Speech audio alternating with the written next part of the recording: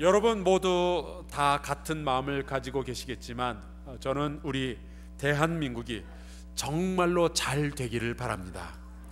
우리나라가 기왕이면 부강한 나라가 되길 원하고요, 이 땅에서 살아가고 있는 모든 백성이 늘 행복하고 평안하기를 바랍니다. 이 일을 위해서 우리는 끊임없이 기도해 왔고 지금도 기도하고 있고 앞으로도 계속 기도해야 할 줄로 믿습니다. 그게 우리 기독교인들이 가지고 있는 애국심이죠.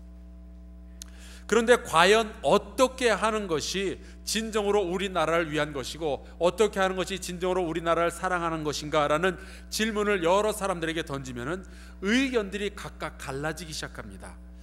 그러면서 정말로 내가 나라를 사랑한다 라고 생각하는 사람들끼리 서로 의견이 충돌하면서 치고 받는 일들이 생겨나는 거죠.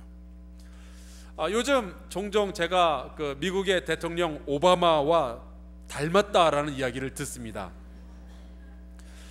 제가 어딜 봐서 그런 사람과 닮은 구석이 있는지는 제가 잘 모르겠는데 전 그 사람이 그렇게 멋진 사람인지 몰랐어요. 아마 그 짧은 머리 스타일 때문이 아닐까 추측을 해봅니다. 그런데 이 오바마 대통령이 2008년 대선에 출마해서 존 맥케인이라는 그 공화당 후보와 서로 이렇게 대결을 벌이던 시절에 있었던 이야기입니다. 제가 TV를 보고 있는데 이제 TV에서 토론을 하고 거기에 그 미국의 이라크 파병에 관련된 질문이 있었습니다. 과연 미국은 계속적으로 그 미군을 이라크에 파병을 해야 되는 건지, 아니면은 미군을 그 이라크로부터 철수시켜서 다시 데리고 와야 되는지 말이죠. 당시 이 오바마 그 민주당 후보는 미군을 철수시켜야 된다라는 입장이었고, 존 맥케인 후보는 더 많이 파병해서 전쟁을 끝내야 된다라고 생각을 했습니다. 그런데 먼저 이 존 맥케인 후보가 자기 손목에 있는, 이렇게 손목을 걷더니 손목에 있는 고무밴드를 이렇게 보여주더라고요. 그러면서 이야기를 하는데 이 고무밴드는 이라크에서 전사한 아들을 가진 어머니가 준 거랍니다. 그리고 이 고무밴드에는 그 전사한 아들의 이름과 그 아들의 소원이 적혀져 있는데, 그 어머니가 이 고무밴드를 존 맥케인 후보에게 주면서 이렇게 말을 했대요. 당신이 대통령이 되면은 우리 아들이 저 먼 이국 땅 이라크에서 죽은 그 죽음이 헛되지 않도록 전쟁에서 꼭 이겨 주십시오. 그래서 이 존 맥케인 후보가 약속을 했답니다. 자기가 대통령이 되면은 더 많은 미군을 파병해서 이라크의 전쟁을 승리로 이끌겠다. 저는 그 이야기를 들으면서 막 감동이 됐어요. 그리고 그 이야기를 들으면서 이 토론은 존 맥케인이 이기겠다, 그렇게 생각을 했습니다. 그런데 그 말을 듣자마자 오바마 후보도 자기 손목을 이렇게 걷는데 보니까 거기에도 똑같은 이렇게 고무 밴드가 있는 거예요. 지금 사진에서 보시는 것처럼 왼쪽이 존 맥케인 후보고 오른쪽이 오바마 후보인데 둘 다 이렇게 같은 밴드를 메고 나왔어요. 그리고 그 오바마 후보도 이야기를 하는 똑같은 얘기를 해요. 이 고무밴드도 이라크에서 전사한 아들을 둔 어머니가 준 거랍니다. 거기에도 그 전사한 아들의 이름과 소원이 적혀져 있는데 그 어머니가 이 고무밴드를 이 오바마 후보에게 주면서 그런 얘기를 하더래요. 당신이 대통령이 되면은 나처럼 헛된 전쟁에 아들을 잃어버리는 어머니가 생기지 않도록 더 이상 미군을 이라크에 보내지 말고 빨리 철군시켜 주십시오. 그래서 자기가 약속을 했다는 거예요. 자기가 대통령이 되면은 단시일 내에 이 미군들을 빨리 이라크로부터 뽑아내서 전쟁 때문에 쓸데없는 전쟁에 소중한 생명을 잃어버리는 미국 사람들이 생기지 않도록 약속을 했답니다. 여러분들 둘 중에서 누가 맞는 것 같아요? 각각 의견이 다르겠지만 이 두 사람의 공통점은 둘 다 나라를 사랑하고 국민의 생명을 소중하게 여기는 그러한 마음을 가졌다는 거죠. 하지만 그 방법은 완전히 달랐습니다. 나라를 생각하는 마음이 달랐어요. 예수님도 바리새인도 이스라엘을 사랑하는 사람들이었습니다. 이스라엘 백성이 하나님의 백성답게 거룩하고 또 능력 있기를 바랬고 하나님의 능력과 그 사랑을 세상에 널리 전하기를 원했습니다. 예수님은 율법을 폐하러 오신 것이 아니라 율법을 완전하게 하여서 이 이스라엘이 정말로 하나님의 백성답게 살기를 원하셨습니다. 그리고 어떻게 해서든 이 땅에 하나님의 나라가 건설되게 하기 위해서 예수님은 그렇게 천국 복음을 전하셨죠. 그런데 여러분, 놀랍게도 바리새인도 똑같은 것을 원하고 있었습니다. 바리새인 역시 이 이스라엘 백성이 거룩해지기를 원했고 이스라엘이 구약에서 예언한 대로 메시아와 함께 하나님의 나라를 아름답게 건설하기를 원했습니다. 누가복음 17장 20절에 보면은 바리새인들이 이 예수님에게 어느 날 찾아와서 물어봅니다. 하나님의 나라가 어느 때 임하겠습니까? 이 바리새인들도 정말로 하나님의 나라가 그 이스라엘 땅에 임하기를 간절히 소원했고 어떻게 해서든지 그 나라가 거룩해지기를 원했습니다. 그런데 오늘 우리가 읽은 말씀을 보면요, 예수님과 바리새인은 이 하나님의 나라, 아름다운 거룩한 이스라엘을 만드는 방법이 차이가 있었어요. 바리새인은 이스라엘이 잘되고 거룩한 나라가 되기 위해서는 정결함, 깨끗함이 중요하다고 생각을 했습니다. 깨끗하기 위해서는 율법을 잘 지켜야 되고 그 중에 한 예가 밥 먹기 전에는 반드시 손을 씻는 것, 그것이 정말 중요하다고 가르쳤습니다. 이것을 뒤집어서 이야기하면은 만약에 당신이 밥 먹기 전에 손을 잘 씻지 않는다면은 당신은 율법을 평소에도 지키지 않는 사람이거니와 당신은 이스라엘이 거룩하게 되는 것에 별로 신경 쓰지 않는 삼류 유대인이다라는 그러한 추측을 하는 거였습니다. 하지만 여러분, 정결함, 깨끗함에 대해서 한번 조금만 깊게 생각을 해봅시다. 이 깨끗하다, 더럽다의 문제는 사실 정말로 더러운가 아닌가의 문제보다는 우리 심리상의 문제인 경우가 훨씬 많아요. 문화의 문제고 그리고 선입견의 문제입니다. 저는 미국을 가니까, 미국은 선진국이니까 모든 것이 다 깨끗하고 정결할 줄 알았어요. 그런데 거기 가보니까 거기는 이제 집 안에다가 우리처럼 이렇게 장판을 깔거나 마루를 까는 것이 아니라 그냥 카페트를 깝니다. 그리고 놀랍게도 미국 사람들은 그냥 신발을 신고 자기 집에 카페트 위로 그냥 걸어 다니는 거예요. 바깥에 나가서 뭘 밟았을지 누가 알아요? 그런데 그 신발을 신고 그대로 집에서 돌아다녀요. 아기를 키우는 집도 아기가 이 바닥에서 벌벌 기어다니잖아요. 그런데도 그냥 밖에서 신던 신발 신고 그냥 밖에 집 안에서도 그대로 돌아다닙니다. 선진국은 청결하게 사는 줄 알았는데 저는 정말 이해를 못했어요. 더럽기가 한량 없었어요. 그래서 저희 집만큼은 미국에서 살지만 우리는 한국 사람, 깨끗한 사람, 청결한 사람, 우리는 집안에서 신발을 신지 않겠다 작정을 하고 그렇게 살았습니다. 근데 하루는 집에서 전기가 좀 고장이 났어요. 그래서 기술자를 불렀는데 전기 기술자가 찾아와서는 신발을 신고 그냥 우리 집으로 들어오려고 그러는 거예요. 그래서 제가 잠깐, 왜 이러시냐, 우리 한국 사람들은 청결한 사람들이다, 집안에서 절대로 신발을 신지 않는다, 벗어라. 그랬더니 이 기술자가 잠깐 좀 고민을 하더니 알았다고 그러면서 신발을 벗고 집 안으로 들어왔어요. 그 순간 그 사람이 왜 신발 벗기 전에 고민했는지를 깨달았습니다. 이 사람 발에서 냄새가 나는데 이거는 그 양조 식초를 능가하는 아주 어마어마한 냄새가 나는 거예요. 이 사람이 이렇게 들여 밟고 지나갔던 그 발자국마다 이 말로 형용할 수 없는 냄새들이 그냥 배어 있는 거예요. 그 이후로는 이제 미국 사람이 찾아오면 그냥 신발 신고 들어와라. 그래서 나중에 이제 청소만 열심히 했던 기억이 있습니다. 여러분, 외국 사람들이 그러면 한국 사람들을 볼 때 한국 사람은 정말 깨끗하고 청결한 줄 아세요? 천만에요. 문화적인 차이는 선입견을 만들어내고요, 선입견은 우리로 하여금 저 사람 되게 이상하고 지저분하다라는 느낌을 갖게 하는데 그 한 예를 들어드릴게요. 아마 여러분들 가운데서도 이런 행동하시는 분들 계실 거예요. 이제 식사를 하시죠. 식사가 끝난 다음에 이제 특별히 남자 어른들은 식사가 끝나고 이제 물을 드십니다. 그런데 물을 드실 때 물만 이렇게 드시는 것이 아니라 물을 드시다가 중간에 한 모금을 입에다가 머금고 그거를 삼키기 전에 보글보글 해서 이빨 사이사이에 껴있는 그 모든 음식 찌꺼기들을 다 제거한 다음에 그거를 뱉습니까? 삼킵니다. 외국 사람들이 보면 이걸 기겁을 해요. 저 더러운 한국인이라는 소리를 합니다. 아마 이따가 점심시간에 한번 제가 보겠습니다. 그런 분들 많이 있을 거예요. 의사들에 의하면 제가 웹MD라는 그 웹사이트를 통해서 의사들이 써놓은 글을 봤는데 거기 보니까 그 부엌에 있는 싱크대는 화장실에 있는 변기보다 수천 배 이상 더럽대요. 거기에는 어마어마한 숫자의 병균들이 득실거리고 있답니다. 오히려 변기는 별로 병균도 없고 깨끗하대요. 그러니까 여러분, 의사의 말이 맞다면은 평소에는 여러분들이 싱크대에서 상추를 씻으시겠지만 정말 귀한 손님이 올 때는 화장실로 가셔서 보란듯이 변기에서 닦는 게 훨씬 손님을 잘 접대하는 겁니다. 제가 얘기는 이렇게 하겠지만 세상에 누가 그런 식으로 하겠어요? 왜 그렇죠? 의사들은 분명히 싱크대가 훨씬 더 더럽다고 하는데 왜 우리는 싱크대를 굳이 사용하고 변기를 사용하지 않는 걸까요? 그것은 이 더럽다 깨끗하다의 문제는 실제로 더럽다 아니다, 병균이 많다 적다, 병균의 숫자의 문제가 아니라 우리의 머릿속에 무슨 생각을 가지고 있느냐가 더 중요하기 때문이에요. 이른바 선입견의 문제입니다. 바리새인은 더러운 음식을 더러운 손으로, 씻지도 않은 더러운 손으로 먹는다, 거기에 대해서 막 몸서리를 쳤어요. 근데 예수님은 완전히 다른 위생관념을 가지고 계셨습니다.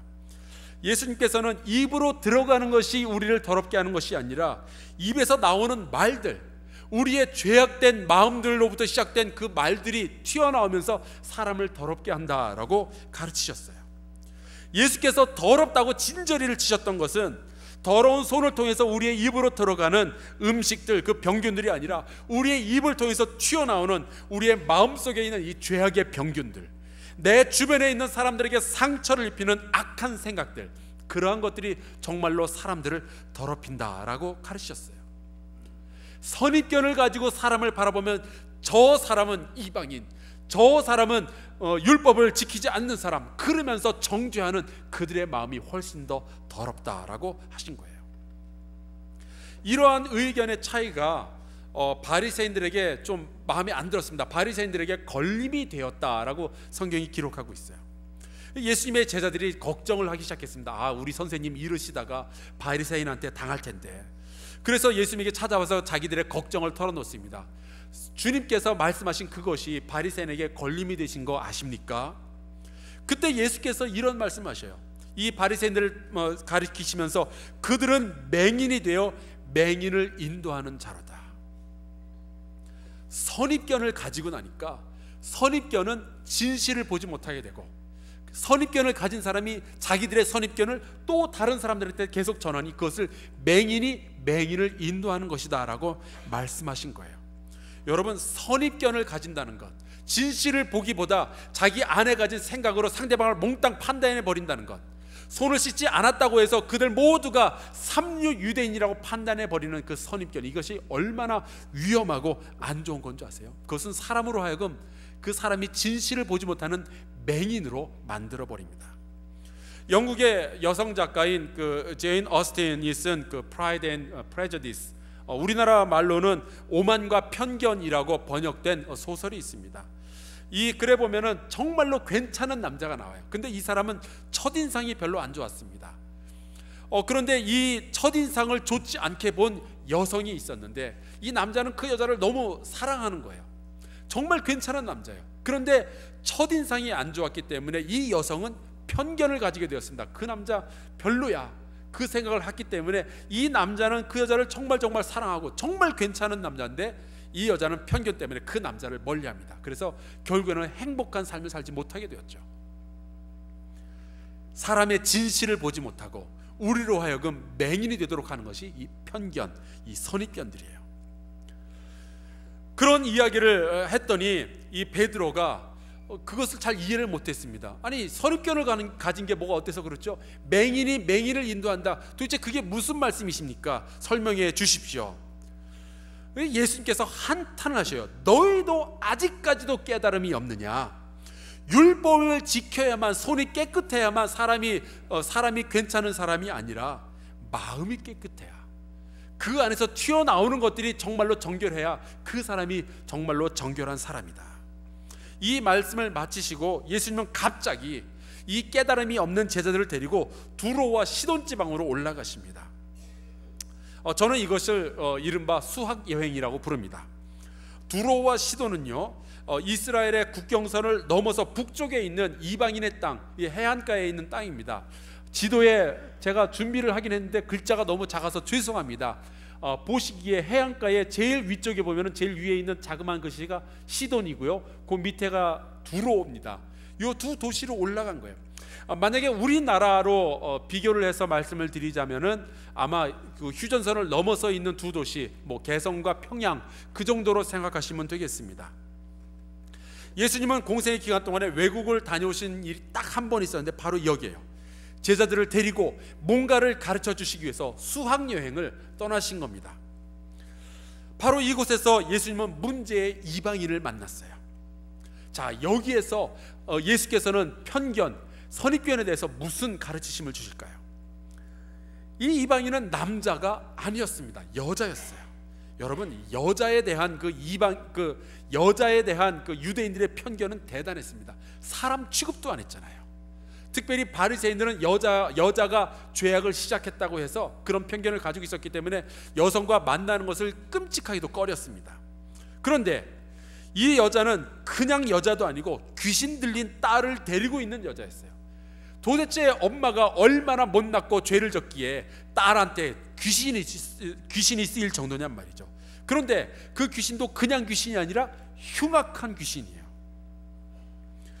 여러분, 누가복음을 보면요, 이 여인을 수로보니게 출신 여인이라고 되어 있어요. 수로보니게는 유럽에 있는 도시입니다.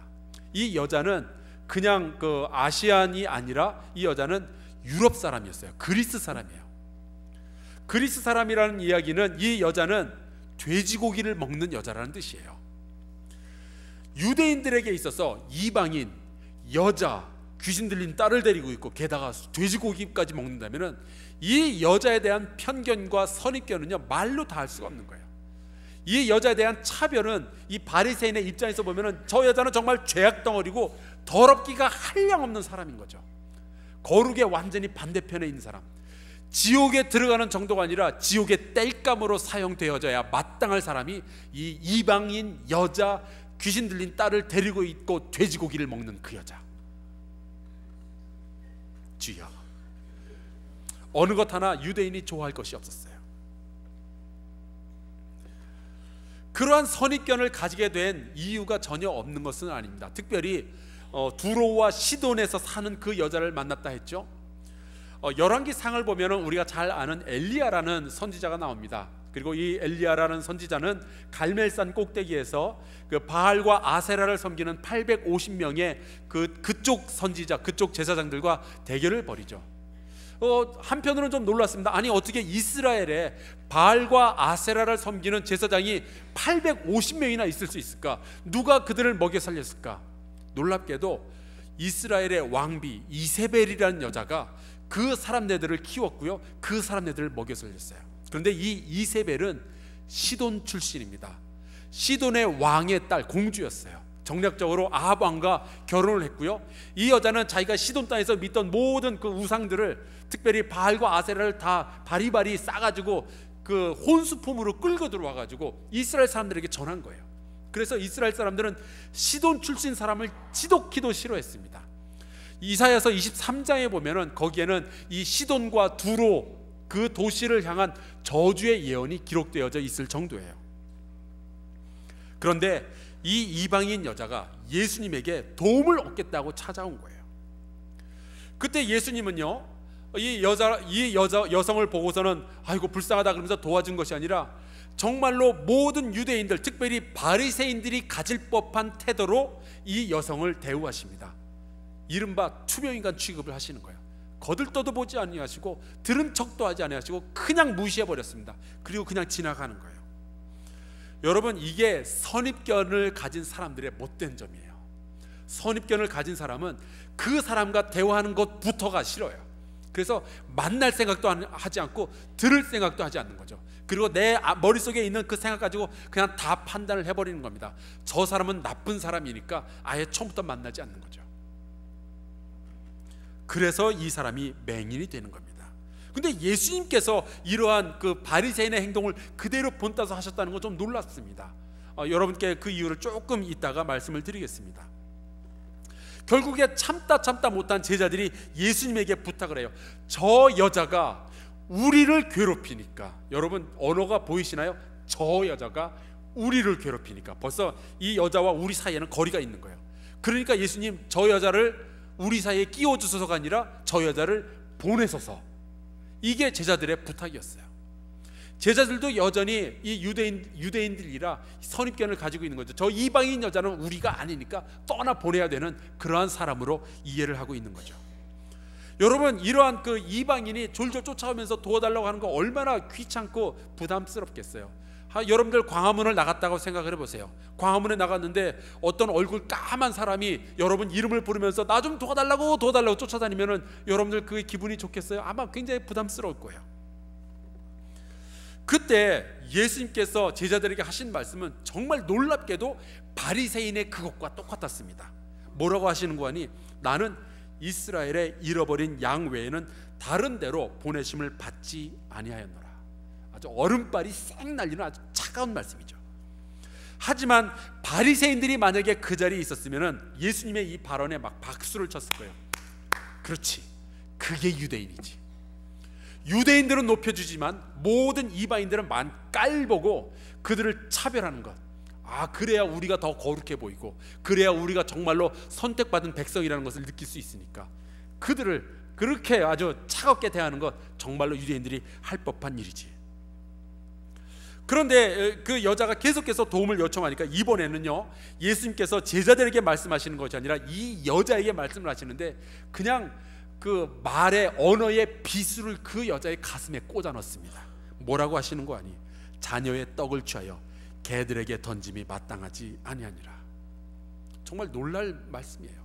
우리가 아는 예수님은 그런 분이 아닌데 왜 이런 말씀을 하셨을까?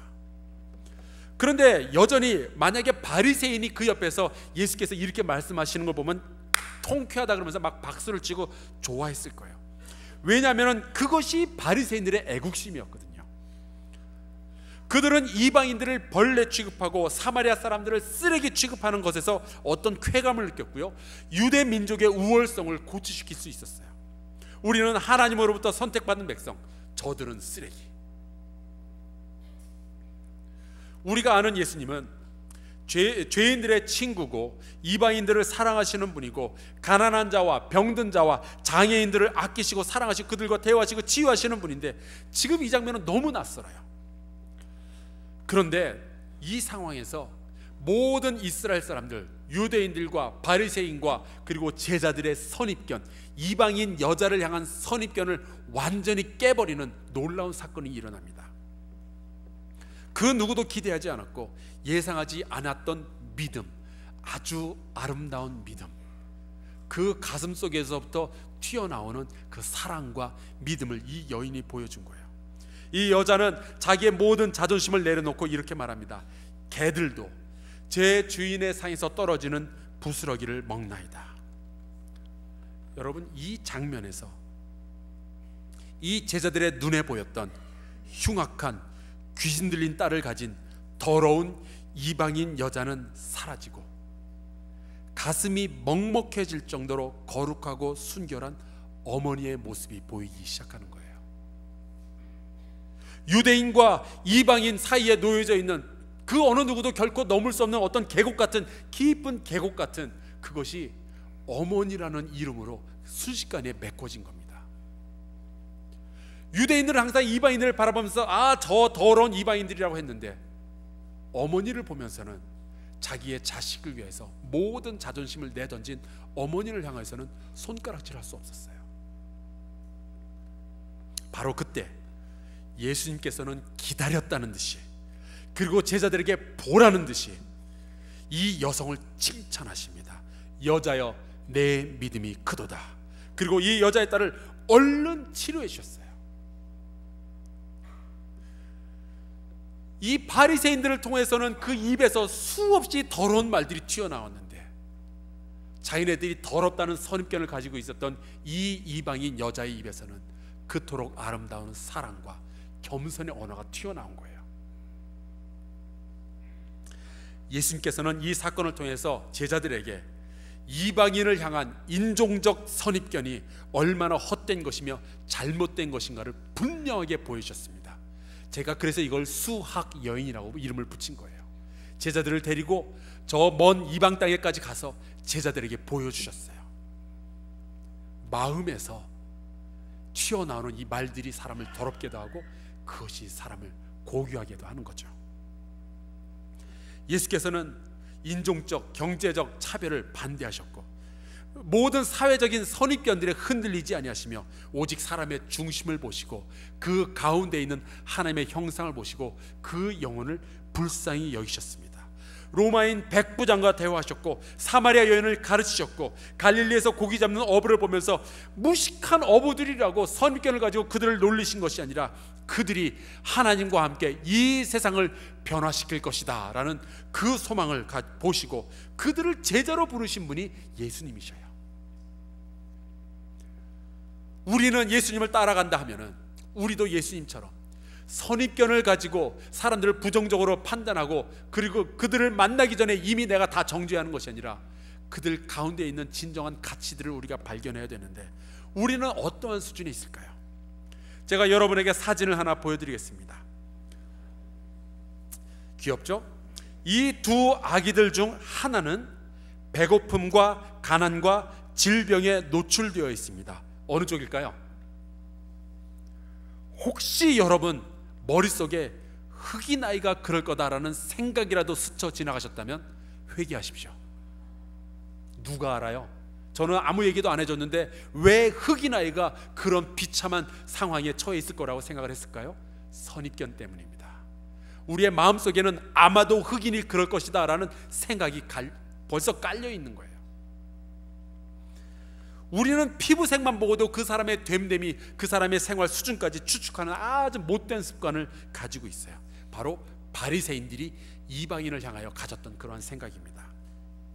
제가 군대에 가서 보니까요, 저랑 같이 군대에 입대했던 동기는 들어가자마자 막 맞기 시작하는 거예요. 이유는 딴 게 없어요. 전라도 출신이래요. 전라도 깽깽이라고 부르더라고요. 전라도에서 태어난 것이 뭐가 잘못이에요? 그런데 많은 사람들에게 선입견으로 저놈은 맞아야 말을 들어 라는 그런 생각을 가지고 있는 거예요. 저도 들어가자마자 맞았어요. 이유는 제가 경기도 출신이라서. 경기도는 뺀질이래요. 저는 군대에 들어가자마자 맞았기 때문에 뺀질거릴 시간적 여유도 없었어요. 근데 그냥 맞았어요. 저랑 같이 있었던 충청도 사람, 그 사람도 맞았어요. 충청도는 멍청하대요. 다 선입견이죠. 사람의 진실에 대해서는, 그 사람의 진정한 가치에 대해서는 눈을 아예 처음부터 감아버리고 자기의 선입견이 맞다고 생각하고 그 선입견으로 모든 사람을 판단하고 정죄하는 그런 이들이 한국 사회에 너무 당연하게 퍼져 있어요. 사랑하는 성도 여러분이요, 여러분 기억하시기 바랍니다. 내 선입견이 혹시 맞을 수 있어요. 그러나 내가 내 선입견이 맞았기 때문에 오히려 그런 실수를 하지 않은 것보다 중요한 것은 내 선입견이 맞더라도 선입견 때문에 다른 사람을 만나고 그 사람의 가치를 발견할 기회 자체를 없애버리는 것, 그건 더 큰 실수예요. 미국 생활을 거의 17년을 하고 한국에 돌아왔을 때 한국은 어느덧 그 다문화 사회가 되어 있었습니다.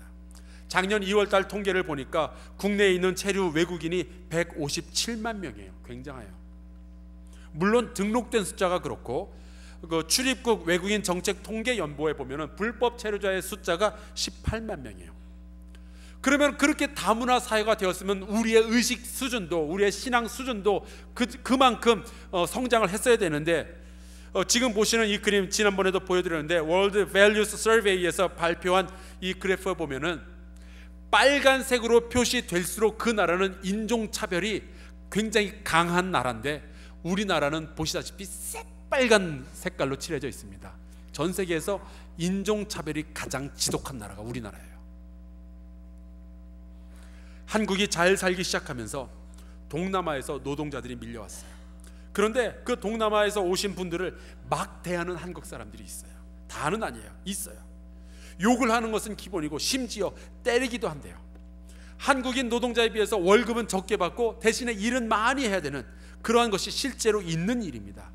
또 국제 결혼을 하고 나서 그 사이에서 태어난 아기의 피부 색깔이 우리랑 다르다든지 생김새가 다르다든지 머리가 뽀글뽀글하다든지 그러면 그런 아이들이 학교에 가서 다른 친구들에게 놀림을 받아요. 그런데 그 놀림 받는 것을 적극적으로 말리는 사람도 없어요. 그냥 애들끼리 하는 일이니까 하고 내버려 두는 거죠. 아이들이 선입견을 처음부터 키워가도록 그냥 만드는 거예요. 피부가 좀 검다고 해서 어째서 아프리카 검둥이라는 단어를 아이들이 사용할 수 있냔 말이죠. 피부가 검으면 어때요? 동남아에서 왔으면 어때요? 아프리카에서 왔으면 어때요? 그들도 우리의 형제요, 우리의 자매인데, 그들 안에도 하나님의 형상이 있고, 그들도 사랑하고, 그들도 인생의 아픈 기억들이 있고, 그들도 사연이 있는 사람들인데, 그들도 어머니이고, 그들도 자녀들인데, 우리나라에서 다른 인종에 대한 차별적 표현이 얼마나 많이 있는지 몰라요. 여러분들 혹시 예전에 혹시 대화 가운데 깜둥이라는 표현을 쓰신 적이 있다면 회개하시기 바랍니다. 요즘은 신앙이 없는 사람들도 그런 단어를 안 써요. 근데 신앙이 있는 사람들이 종종 실수겠지만 그런 단어를 사용하면 여러분들 절대로 그런 단어를 쓰시면 안 되고요. 흑인, 백인 이러한 표현도 국제적으로 이제는 안 쓰는 추세에 있습니다. 왜냐하면 색깔 자체가 어떤 사람에 대한 선입견을 드러내주기 때문이에요. 대신 흑인은 아프리카 사람, 백인은 유럽 사람. 여러분, 우리는 황인종이라는 단어도 사라진 지 오래됐어요. 더 이상 안 써요. 국제사회에서는 아시아 사람이라는 표현을 사용합니다. 근데 우리는 여기에 대한 교육을 별로 하지 않아요. 우리 교회부터 언어를 고쳐야 돼요. 깜둥이 그런 말 절대로 쓰면 안 되고요. 흰둥이 그런 말도 쓰면 안 되고, 우리는 미국 사람 혹은 호주 사람, 일본 사람, 중국 사람 그런 거 괜찮아요. 말 조심해야 돼요. 얼마 전에 유먼이라는 우리나라 롯데 야구팀, 프로 야구팀에서 뛰는 선수가 있는데, 이 선수가 어느 날 외국인 선수들에게 티셔츠를 제작을 해서 나누어 줬는데, 그 티셔츠에 이렇게 쓰여져 있었어요. 앞에는 말 조심, 뒤에는 누군가 듣고 있다. 그래서 기자들이 찾아가서 왜 저런 티셔츠를 만들었습니까? 그랬더니 그 이유가 제가 듣기엔 너무 부끄럽고 창피한 이유였어요. 자기가 한국에 와서 3년 동안 운동선수 생활을 하면서 인종차별적 말을 많이 들었다는 거예요. 등 뒤에서 누가 쓱 스쳐 지나가면서 깜둥이가 어쩌고 흑인이 어떻고 냄새난다느니 그런 이야기를 하는데, 자기는 못 들은 척했지만 너무너무 상처가 된다는 거예요. 그래서 한국 사람들에게 어떤 경고의 메시지를 주기 위해서 저런 티셔츠를 만들어서 입고 다닌답니다. 여러분, 너무 부끄러운 일이에요. 오죽하면 저렇게까지 하겠어요. 그러면 안 돼요. 우리 예수님을 따르는 제자들은 적어도 우리만큼은 그러면 안 돼요. 우리가 우리나라를 사랑한다면, 정말로 우리나라를 애국하고 정말 우리나라가 잘 되길 원한다면, 다른 모든 민족들, 다른 모든 나라들을 깔보고 우리나라만 잘났다라고 이야기하는 것이 아니라, 우리가 모든 사람들을 품어주고 제사장 나라로서 서야 돼요. 그들을 사랑하고 그들에게 도움을 줘야죠. 우리가 다른 민족에게 존경을 받아야죠. 우리가 멸시당했으니 우리도 멸시하리라, 이거는 아니에요.